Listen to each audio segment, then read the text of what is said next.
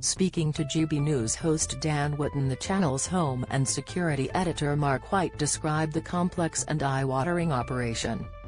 Mr. White described how, much to the chagrin of some world leaders, a number of them were transported to the funeral due to practical considerations. He said, "We got a very eye-watering example of just how complex this security operation is when we had this state reception at Buckingham Palace earlier on tonight, with hundreds of world leaders and other dignitaries attending that, and they had to be escorted in. Some on motorcades, others on buses, because there just is no practical way of taking hundreds of people in a secure bubble to the palace and tomorrow to Westminster Abbey."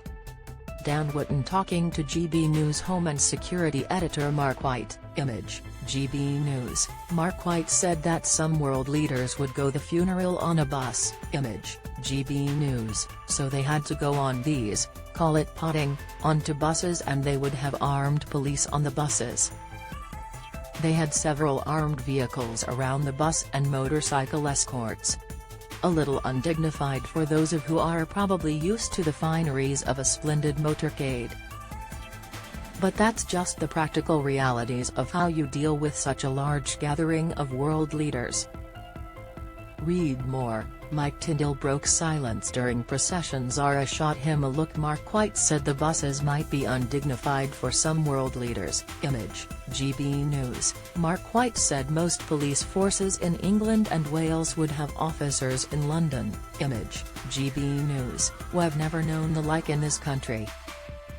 In response to a question from Mr. Wootton, Mr. White also discussed the difficulties of securing the route from central London to Windsor, where Her Majesty will be buried following the funeral. He said yes, a dual operation actually, an operation involving police forces across the country.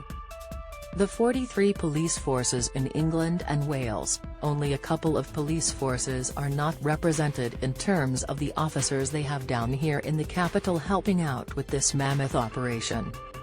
Don't miss, Kate struggling to hold it together as princess on verge of tears, reveal, Putin lashes out at Queen Elizabeth II in act of bitter revenge. Insight, Royal Vault, what is it, where is it, and who else is buried there?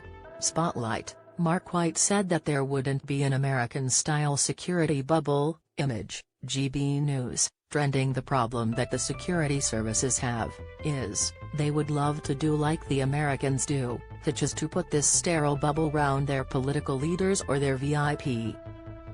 We don't do that in this country. It's accessibility. You've seen on more than one occasion now our monarch and of course other members of the royal family just getting out of their vehicles, pressing the flesh, being close to the public, their subjects. But that presents very significant security risks because of the thousands of people who will be gathered in around here, around Westminster Hall. All of the route, all the way in fact to Windsor, cannot be security vetted. You just can't put them through airport-style scanners and things like that. You're just trusting that the security officers, the personnel along that route, are able to react if the worst was to happen. Hopefully it won't, and certainly the Americans, well, they don't care in a sense how we choose to conduct the security operation. They will always protect their own president in their own security bubble.